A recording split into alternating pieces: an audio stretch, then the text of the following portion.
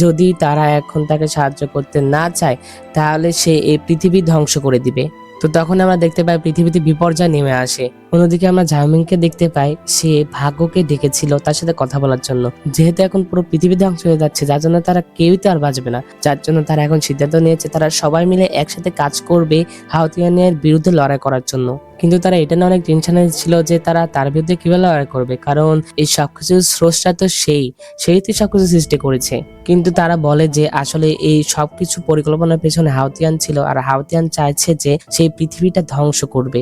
তখন ভাগ্য ঝাওমিংকে বলে যে যখন একবার আকাশ ভেঙে গিয়েছিল আর পাল সেটা ঠিক করছিল, তখন আমি একটা জিনিস দেখেছিলাম। আমি আকাশ ঠিক করার পরে যখন হাওতিয়ান আমাকে শাস্তি দিয়েছিল, তখন আমি একটি বিশাল ফাঁকা জায়গায় চলে গিয়েছিলাম। আর সেই প্রথমবারের মতো আমি দেখলাম যে আমাদের স্বর্গের উপরে আবার আরো একটি স্বর্গ আছে, আর সেই উপরের জায়গায় আমি পৃথিবীর রহস্যগুলো এক ঝলক দেখতে পেলাম। এই পৃথিবী একটা ছবির মতো, আর চারপাশে সবকিছু একদম নিয়ন্ত্রিত অবস্থায় এবং পূর্ব নির্ধারিত। আমি কারণ এবং প্রভাবের সূত্র দেখেছি, এই পৃথিবীর উৎপত্তি এবং এর পরিণাম ধ্বংস।